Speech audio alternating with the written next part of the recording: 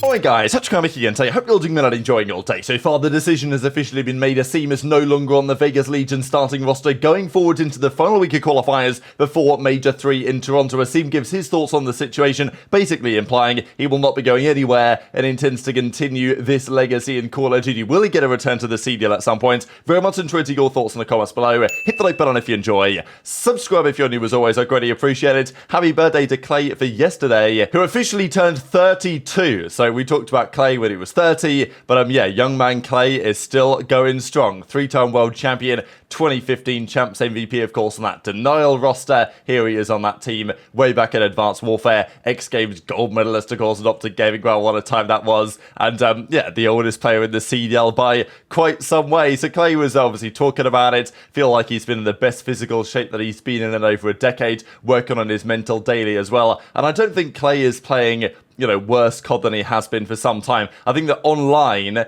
Clay, you know, is not having the best time, and understandably when he is away from his team. I think that when he's with the team, they're in Charlotte, which for some reason was not the case over the last, like, 2 weekends of qualifiers. Not really sure why. I guess he had something to sort out in Dallas, just because he obviously was living there for some time. I know that he tweeted out, like, has anyone got a spare bedroom in Charlotte that he can stay in? Because he's trying to move with the rest of the guys. I imagine it's been a bit of a mess for him, and playing remotely isn't great. He obviously loves it on LAN far more, and he's not going to be dropping 1.2s like he was back in Advanced Warfare. Can he still be a valuable asset to a team? I do think absolutely. I know that Clay also did say, though, coming into this season that he doesn't really want to go through another Rostermania cycle. He doesn't want the season to end, he gets dropped or released or whatever, and then he has to, you know, grind through that couple of month period very stressfully to get back into the league. Clay basically said that ideally Ravens will be his last franchise, and he doesn't have to deal with it again, and you know, they just keep going from there. The issue is for Clay is that Carolina aren't the best franchise,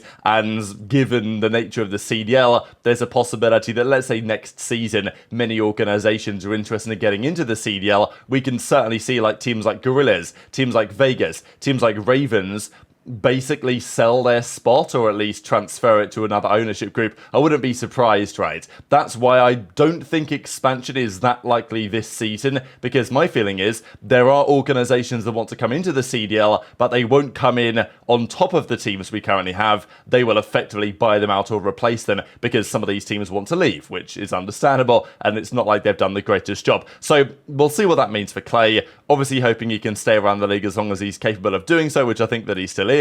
And I thought this was kind of cool as well that, you know, Clay's almost looked younger every single year, and Clay kind of drops the skincare routine. So to me, there's no reason why Clay can't still compete if people want him around. And just some pretty cool pictures here from his tenure in the, well, CWL, pre-CDL, even before that, of course, as well. This is when he won the World Championship with United way back in the day. And even in the CDL era, we have some pretty good ones as well. Just to browse through real quick. Okay, this is, I don't think I've ever seen this one before. Probably for good reason, to be fair. So yeah, let's move on rather swiftly. We do also have this from Kaysan. So Kaysan's at Modern Warfare 3, FaZe Clan Showdown Part 2. So some big names playing in this one. Actually some really big names. Now, no pros getting involved on the pro player side, at least of the players, but they are getting involved in the coaches. And this is going to make this tournament rather entertaining. So $25,000 prize pool. This is coming up tonight. And, well, here are some of the names. We've got RiceGum. Wow, I haven't heard that in some time. XQC's playing in this one. You know, some of the FaZe guys that are either still there or that are potentially gone, right? We know that FaZe have been going through some drama lately. You know, Bronny James is playing in this. We've got Sketch, and we'll get into that in a second. Trainwrecks, among many others. So these are the teams, and what you might be noticing here is the coaches they're bringing into play. So Team 1 is going to be coached by FaZe, like Atlanta FaZe. So the FaZe boys, Simp, aBeZy, Cellium, Drazah, maybe Crowder as well, not exactly sure. Team 2 is going to be coached by Shotzzy. So that is going to be a masterclass watching Shotzzy coach, you know, XQC, Stable Ronaldo, Trainwrecks. I mean, wow, that's going to be interesting. And then we have this team with Sketch on it, with Octane and JoeDeceives bringing the coaching staff to the table. So that is going to be, well, we'll see how it goes this evening. And then Dashy and Scrappy, they are coaching. I don't exactly know how the coaching is going to work. I imagine that they can coach them in the middle of the game, which hopefully is what it is. There's always been talk about this over the last few years in COD as well about exactly whether the coaching staff should be able to commentate during the game, because back in the day that's how it was, and that's how it still is in games such as Halo. But over the last 7 or so years, the coaches are only able to communicate with the team between maps. They can't speak to the players mid-game as they used to be able to, which there's some debate always that goes on whether that should be the case. There's an argument they should be allowed to, but there's also an argument that says, well, the coach could theoretically just communicate for one specific player. They don't have to worry about comms at all, and maybe it reduces the skill gap. But I think I wouldn't mind seeing that back in business. And yeah, Ben JoeDeceives probably going to pull off an absolute disaster class here. But yeah, Scrappy says their team is going to win hands down, no problem at all. But the big drama of yesterday was the confirmation, really, that Vegas Legion have made the decision that Asim will go. Asim, as we mentioned yesterday, is going to replace Purge again. This guy Purge, man, he must hate Asim. He's been kicked off the CDL for Asim, and Asim then obviously didn't have the greatest time in the league. Purge then goes down to FaZe back in challenges, and he gets kicked off that team as well because Asim is coming back to replace him. And it'd be fine for Purge if they'd picked him back up to Vegas, but we do not believe that is the case as it stands. So Vegas confirmed this one yesterday. Thank you, Asim, for your time with the Legion, and yeah, he's officially gone. It's obviously been a rough time, and I was actually thinking back really in COD history, certainly in recent memory, whether there has been a stint in the CDL that was this underwhelming, right? I think we've seen it for players that have been like last minute substitutes, stepping in and had a really rough series, but that's kind of expected. As a player that comes in on a full-time capacity, the only one to me that rings the bell is MettalZ from Cold War, and we'll see the numbers on that in a second.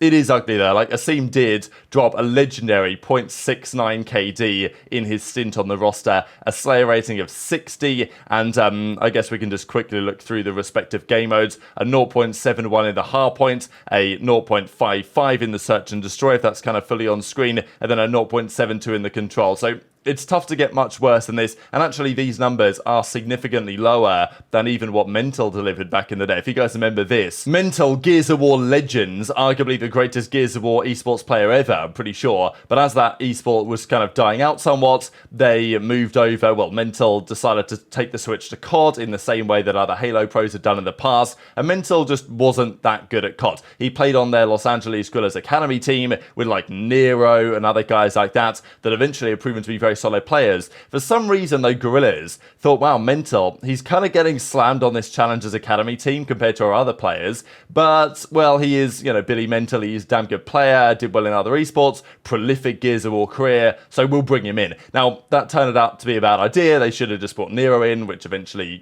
he got his chance, and it worked out rather well. They dropped Cheen, or benched Chino, as some may know him, for MettalZ going into Stage 5. And it didn't work out especially well. His numbers here, he had a 0.69, can you believe it? The same as Asim had for the Stage 5 qualifiers. And then they did, though, take him to the Major. And he played better at the Major.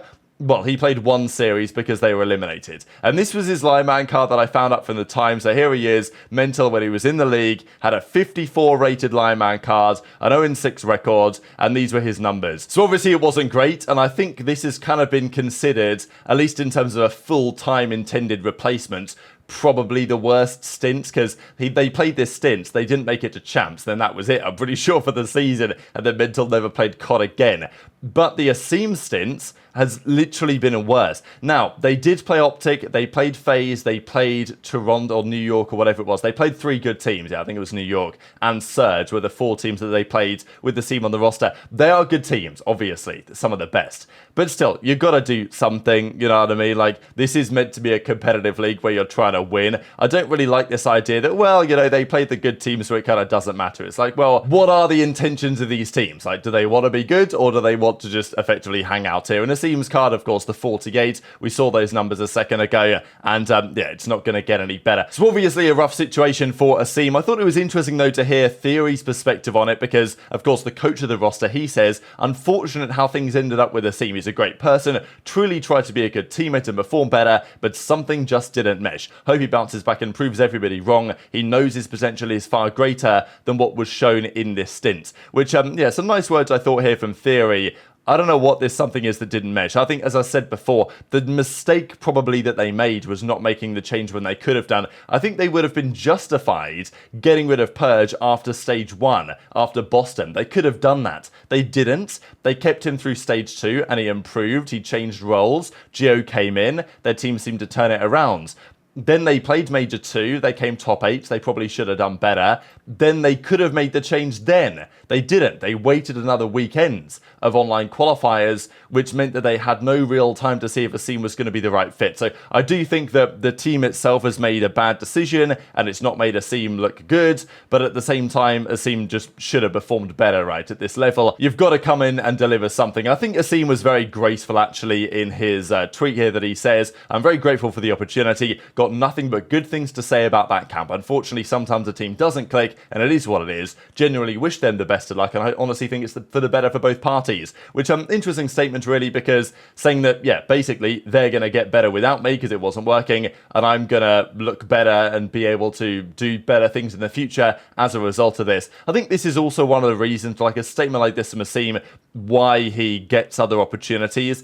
There's certain players, when they're dropped, they think, oh, screw those guys, you know, like, you know, they were putting me in tough positions, I looked bad because of them, you know, like, they wouldn't make a statement quite as nice as this. Whatever Asim thinks about the situation, I wouldn't be surprised if this is what he actually thinks. But it's this sort of stuff that makes Asim, you know, a good guy and a great potential teammate, at least outside of the game. In the game, it ain't working so well at the moment. So that is really the debate right now. Will there be another opportunity for Asim? Because it ain't going to happen this season. I think it's highly unlikely. How much has this affected Asim's stock? Because it's obviously gone down, and in the eyes of the fans, I think most people think, yeah, it's basically chalked. For pro players, they might feel differently at some point. You know, I feel like there's still a feeling that, well, Asim in the early part of titles is still strong, so maybe at the start of next season somebody gives him a go. You know, it's less likely now, but I do feel like this change is probably best for both parties, as Asim says, and maybe there's a chance he gets back into the league. I still feel like his chances are non-zero, but they're just pretty low. And if expansion happens, I think he'll be there for sure. But as I mentioned earlier on in the video, I'm not sure that's going to be happening in the immediate term. Johnny, we believe, is the man to be coming in, by the way, a former player of the Vegas Legion. He'll become the 3rd player to play for the Paris Legion or the Vegas Legion in more than one title. Of course, Johnny Temp has done that, Standy has done that, and now Johnny's going to seemingly become the next player to do that. His last pro tourney featured 23 players that are now gone, which is kind of crazy to think about, right? So it's been basically 2 years since Johnny's been on this team, obviously the Legion back in the day when it was still Paris Legion, right, during Vanguard. Scump, Crim, Octane, they've all now retired, Porlex has gone, Arcites, nearly we know what's happened to them, Major Maniac is down in challenges, 2Real still playing challenges, as is Bance and Cammy. Slasher, you know, would be in the league, he will be back in the league, but for now he's not competing. Neptune's gone through an interesting time, Halo, COD back again. You know, a few of these guys are still competing in challenges, some of which are retired. You know, Zinni is now retired, Vivid's taken a break, Afro's gone back to Europe for some time, but he's still going to compete. Zero, of course, has called it a day, and then, you know, Havoc's now content creator, Max taking a break, Jimbo, we know what's happened to him, right? So, yeah, kind of crazy stuff, and very much into your thoughts on all this stuff in the comment section below. Hit the like button if you enjoyed, subscribe if you're new, take care, and I'll see you next time. The way that you guys kind of, or even just like Instagram and TikTok comments, people have legitimately convinced me that I'm like losing my mind, but I don't know what happened. I just don't want to fucking put a filter on anymore. Like, this shit ain't fun if I can't say funny shit. You know what I mean? I don't know. It's certainly like a drastic change to what people have seen compared to who they saw in the past for me, but certainly like there are good things that come with being yourself on the internet and some bad things that come with it. Like, just from a business perspective, dude, I had 2 like really big partnership deals for Nate Shot, not 100 Thieves. Like, you know, I certainly need to take 100 Thieves in account. Like, I definitely don't want to put them and our company in any trouble just because I'm trying to be funny, be a comedian. But like, I had 2 big brand deals that I could have been some pretty good coin, honestly, man. But I didn't pass on their, you know, brand investigation. You know, like they looked into my shit and they said I'm too big of a brand risk. I'm like, fuck, man, that's actually problematic, brother.